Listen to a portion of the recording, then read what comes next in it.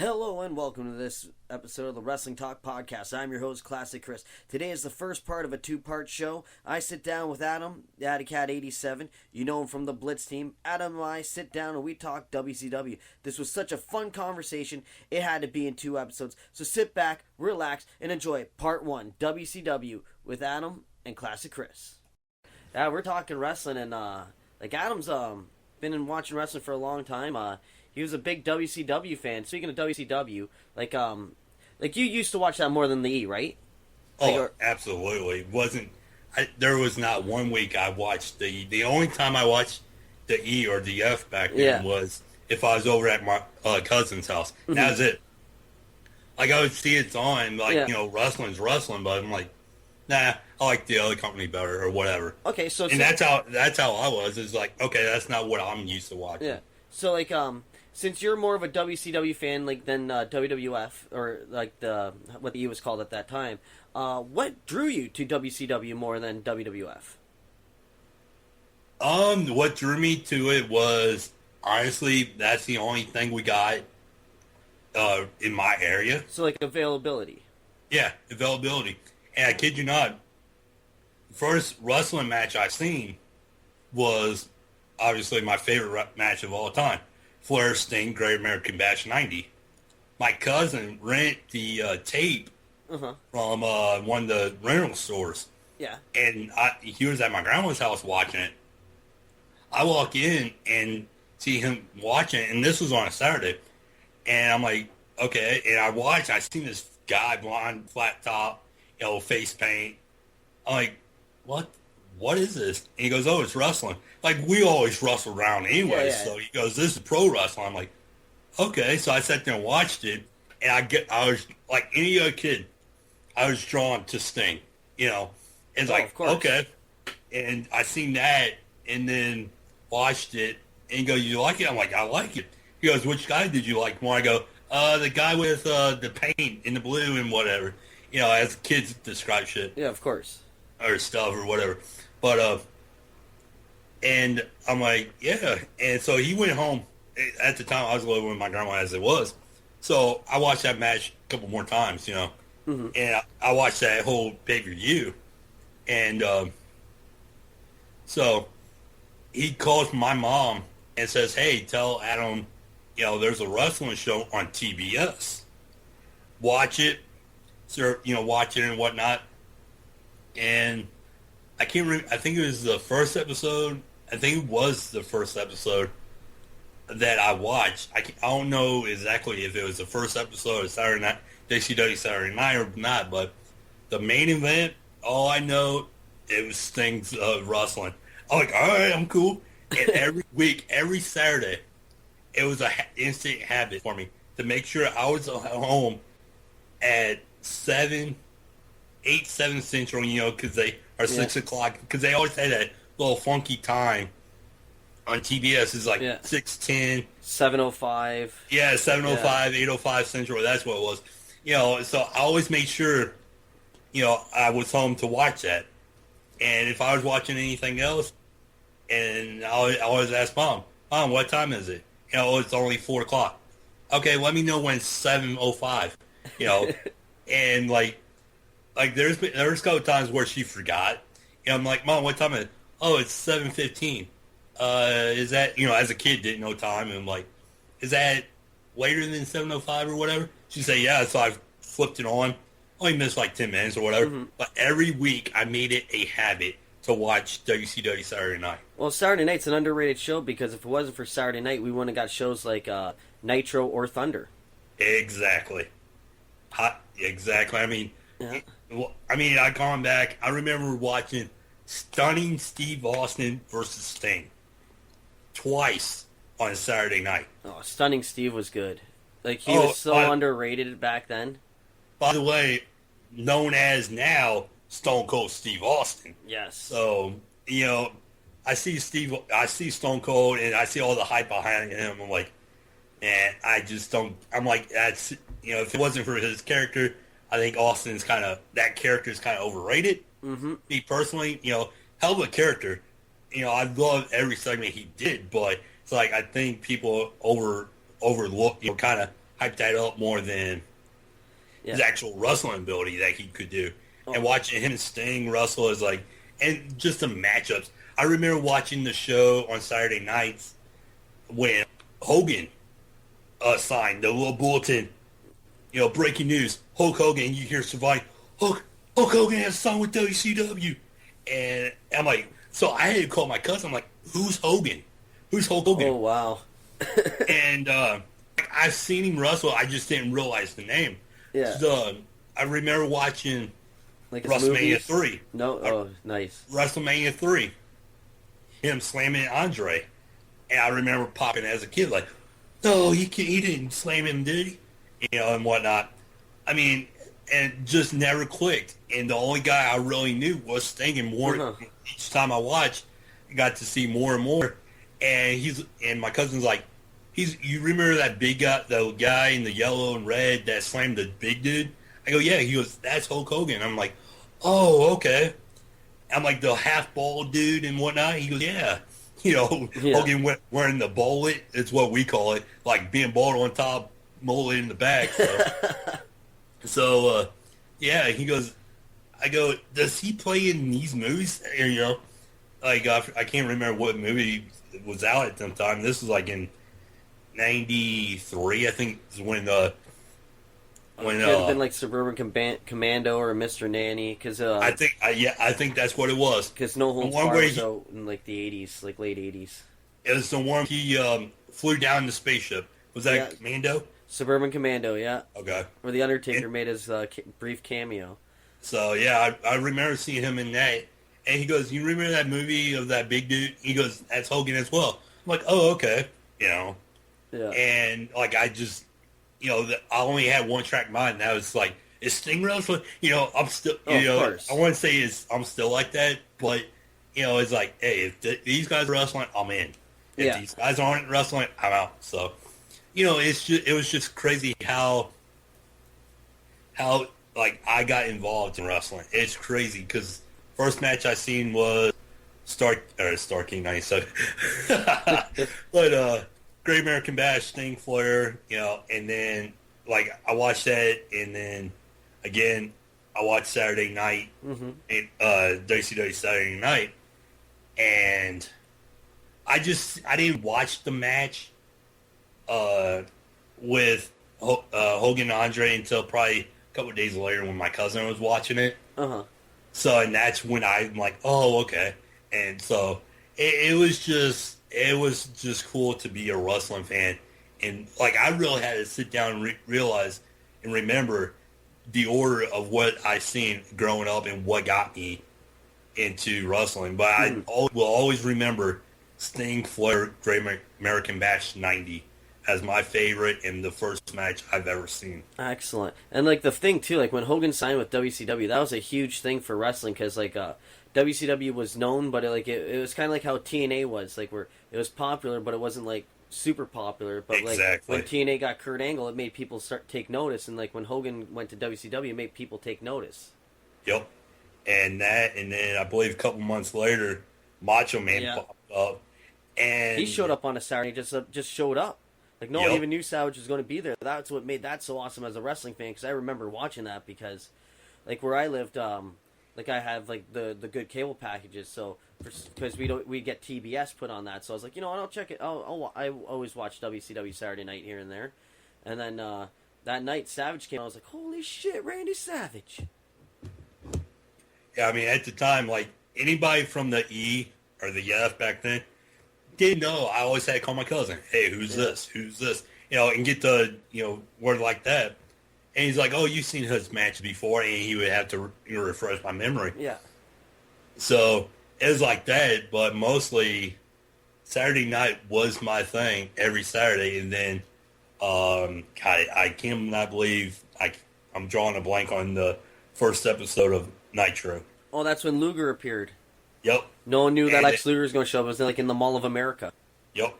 I cannot remember the day. I can't remember that. But I remember that I was like, oh, check out our new show Nitro on Monday. Yeah. And I'm like, okay. And then just week by week, that's how it's like every week. I mean, it was every week. It was the same thing for me. Well, if it wasn't for Nitro, Monday Night Raw never would have went live because Nitro was a live show. It was the first show that was just purely live. Yep. And I remember actually going to my cousin's house and going up to his bedroom, and I'm looking up on his wall and seeing all these guys in the wrestling ring. I'm sitting there looking, I'm like, I've never seen these guys. You know, it's like, as a kid, you don't know everything. You want to think you do, but it's like, who's that? Who's he wrestling? You know, it's like, I'm sitting there, and it was one of those posts, like, they had to caught me on the, like, the bottom left or the bottom right corner, like ECW, WCW, WWF, and whatnot. So it's like, all I got to, see is WCW. I'm like, oh, I've seen that guy before. I've seen that guy. You know, and that's how it was for me. Mm-hmm. So, excellent. You know, with the whole, did I ever watch Raw? Honestly, the first Raw I literally watched as a whole and really watched and paid attention was 2001. The simulcast. Yeah. The day that wrestling died. I agree. Because WCW made WWE push the envelope. Like, they made them go live. They made them hype up their talent. Like, they couldn't keep going with the same cookie-cutter shit they were going for. They had to step things up. Yep. And now they don't even see TNA as like a threat or global force, which is a shame because these companies are getting better. But with how they're running NXT, I think that's going to be better than the main roster. Yeah, man. I mean, it is sad. The wrestling does need another company like WCW right now. Mm-hmm. A lot of people would say New Japan. You know, that's in a different country though. So like, yeah, there's a lot. There's a lot of people that I understand why they don't give New Japan a chance, which I totally get. But it's like, man, I just watched Wrestle Kingdom 10, and it's like, wow. And then watch Raw after that, it's like, holy shit. Yeah. There's a difference, you know. It's and like then apples and oranges. Yeah, and then you see the news that comes out a day or two later about 4 talents going to the WWE. Is like, wow. I cannot wait to see Finn Balor versus AJ Styles. I have no problem with that. The only thing I have problem with the WWE is how they book their stars and their format. It's just like, it's just the way they do things. Well, it's like, yeah. Well, it's crazy because like in NXT, when you come into NXT, you have some of your glory from your indie days or your TNA days, or your Ring of Honor days. They treat you somewhat like as a star, as a showcase, like as someone to be seen. But when you go up to the main roster, you're fucking chopped liver. Just ask guys like Neville, Kevin Owens, Tyler Breeze, The Ascension, who are the longest reigning tag team champions. Leo Kruger, who became Adam Rose. It's just like, that's why I agree with Finn Balor when he came out and said, he's like, I don't want to go up to the main roster. It's like, I like what I'm doing down here. It's like, look at Owens. You come up from the NXT. If it wasn't for all the injuries to heels and everything, he wouldn't be where he is right now, I don't think. Yep. I mean, it's just like, man, it's just, watch it. Even going back now, I watched matches from WCW. I watched matches from New Japan. You know, like I said, I watched Wrestle Kingdom, and it's like, holy crap! And watching, you know, watching WCW, which I go back probably daily, watch a match or two from there, and then watching Wrestle Kingdom 10 Monday. What's it, Monday? Like recently, I'll put that within the past couple of days, and then watching WWE is like, wow, the quality is that bad with the matches and the booking. The only good match on Raw was Neville versus Kevin Owens, and Neville didn't even sell that match, really. I did not watch Raw, so I was sick. I'm still recovering. But the only thing I really watched was, what did I watch? Oh, the main event. Yeah. And I felt bad for watching that. You mean the lame event? Yeah, exactly. But it's like, holy crap, man, this is just bad. Just seeing, just what I know, what I'm used to seeing as good wrestling growing up as a kid, and then watching what sports entertainment is now, projecting pro wrestling is, it's a joke. It is. It is a joke. I mean, you see, I think TNA considers themselves as sports entertainment, but other companies that actually consider themselves pro wrestling, like in New Japan and ROH and PWG. PWG is a little weird because it's wrestling, pro wrestling, but the fans are in on everything. Yeah. Like, they know what's going on. So it's kind of weird, and I actually like PWG for that. It's just the fans are in it. They're not insulting their intelligence and whatnot. So, and I just know the kind of wrestling I grew up liking and whatnot. Mm-hmm. And if there's any viewers or if there's any members of BlitzSportsNetwork.com, I have started, or this is all Bruce's idea too. I am starting to put out maybe once a month. I might do it a couple times a month. I'm starting to put out WCW matches for those who have not seen it, and it's called Adam's WCW Corner. The first match, Chris, you're going to love this match, and you might know where I'm going. The very first match, I could not pass this match up for anything. The first match I put up, Owen Hart tribute match. Awesome. I'm like, there's no other way. It only made sense because that type of match you would not get in the WWE right now. I mean, Owen Hart never wrestled in WCW. Brett did, Bulldog did, Anvil did, but Owen never did. Mm-hmm. And so for WCW to show him respect after he passed and have Chris Benoit, barring what happened as a wrestler, that's how I see him. I think he's a piece of shit for what he did, but as a wrestler, a great wrestler. In Chris Benoit's defense, his dark days didn't come until he hit WWE. So in WCW, he was a straight up wrestler. So WCW days are untainted, in my opinion. But to see Chris Benoit coming out wearing a Owen Hart shirt and pounding his chest, and they had Harley Race, which is a guy I actually met, and the coolest dude. It's like, I'm like, oh my God, dude, I actually met a legend, And for them to actually have that match on Nitro is like, wow. What other company would do that for a guy that's never wrestled for them? Oh, exactly. And people could say, yeah, but they did it, out of respect for Brett and Chris because they know, Brett's his brother, obviously. Mm-hmm. Chris was a best friend of his, but for them to actually say this is a Owen Hart tribute match, you would not see that anywhere else. I don't want to say anywhere else. I'm sure there'd be other companies that would, pay tribute, but for the E, they wouldn't have done that. No. I'm sorry, but they wouldn't do that now. I mean, they barely pay homage to certain wrestlers. Oh, exactly. Like, they did do an Owen Hart episode of Raw, where wrestlers were telling stories and all that.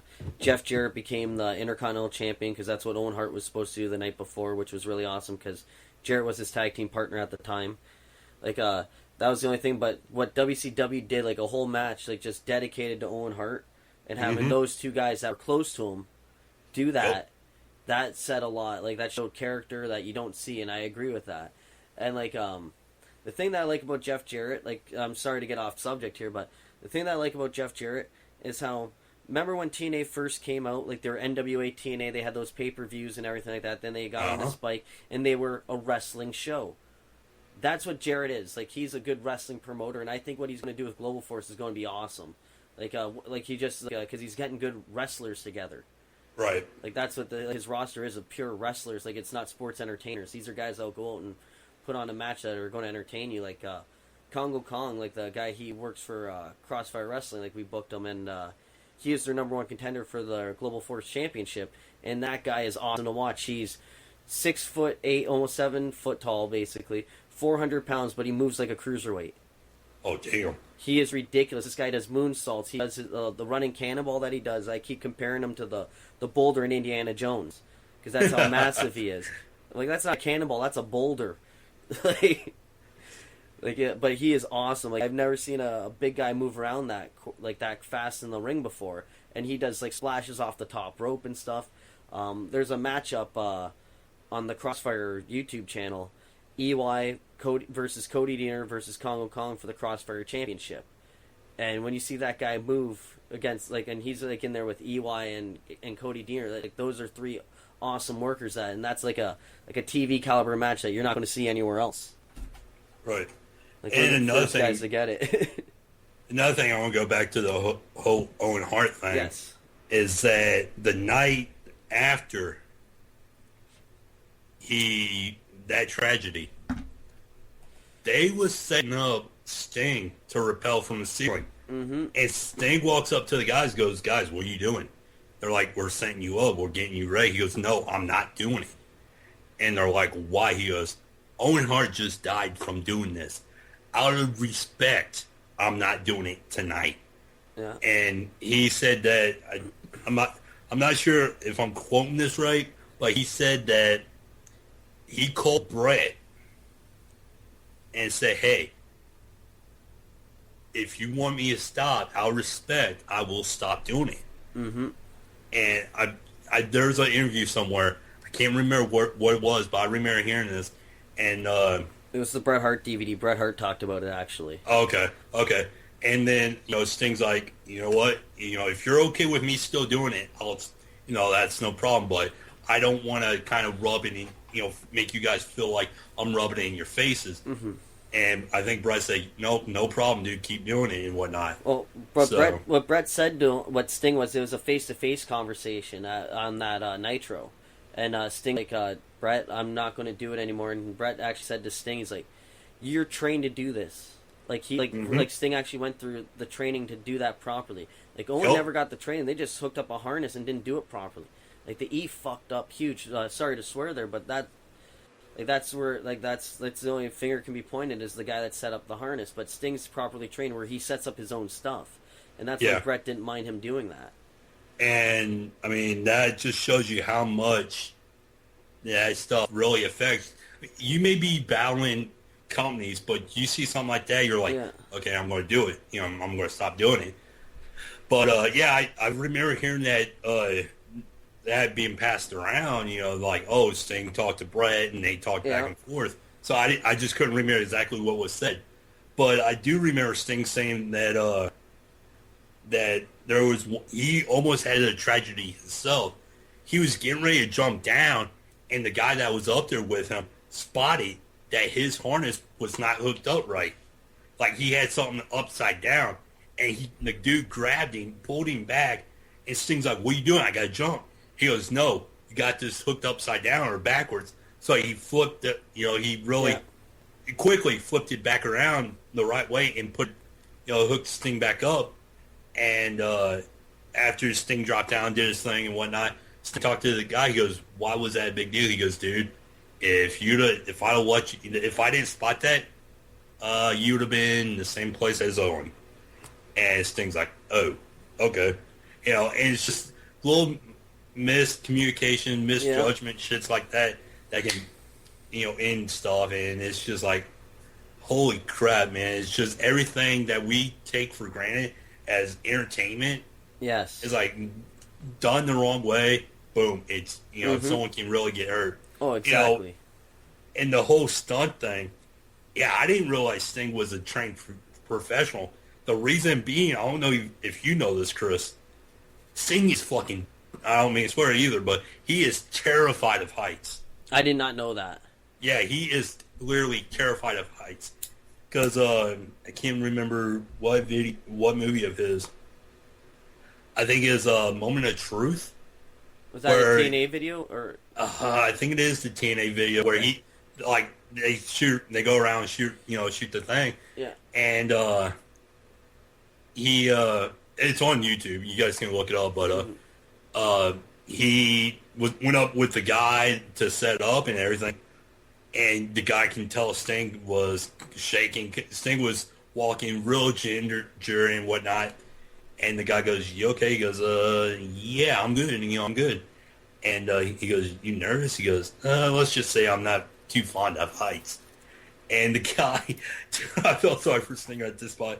The guy, I can't remember if it was a watermelon or a water bottle. I think it was a watermelon, but might have been a water bottle. I mean, two different things, but just someone gets knocked over, like off the rail, and they both look down. All of a sudden, you just hear, and the guy goes, "Yeah, if it's not done right, that could be you." He goes, "That's why we were up here this early, testing it to make sure we got everything set up right." Sting's like, "Yeah, good idea." You're basically putting your life in someone else's hands right there. Exactly. I mean, could you imagine? Because I remember watching this. Like, I've gone back and watched this. I just watched this clip last night, actually. They're like, WCW did Nitro in the Superdome. Mm-hmm. And, like, only time you see WWE do Superdome is pay-per-views or Mania. Or the Silverdome, brother. But the Superdome. And he comes rappelling down, and it took him a good 2 minutes from when he started to drop all the way down. And it, like, the cameras were sitting there panning, and NWO's in the ring. I'm like, damn, dude. One false move, he is done. Yeah. For And how long it took him to come down, he should have started during the commercial break. Yeah. So I just remember just certain things they did is like, man. Mm-hmm. I'm sure you remember this, Chris. I remember when he rappelled down and to save DDP on the outside. And it looked like the only thing Sting hooked to the harness was DDP's belt. That's what it looked like. It could have been more. It could have, whatnot. But it just looked like Sting took like a little clipped it to DDP's belt, and up they went. I'm like, man, if DDP's belt or whatever he's hooked to gives away, we would not be seeing DDP next week and ever again. So just that kind of stuff that they did, they had to know what the hell they was doing. Yeah. And for Sting to really take his time out and become a professional at that and be trained at that really meant he cared about what he was doing. Oh, yes. Yeah, all right, that's going to wrap things up for part 1 of my interview with Adam. Be on the lookout next week when I post part 2 as we continue our conversation on WCW. Remember, follow Adam on Twitter, Addycat87, and check him out on YouTube, the Addycat87. Don't forget, like the video, leave a comment, subscribe, and keep watching Wrestling Talk with Classic Chris.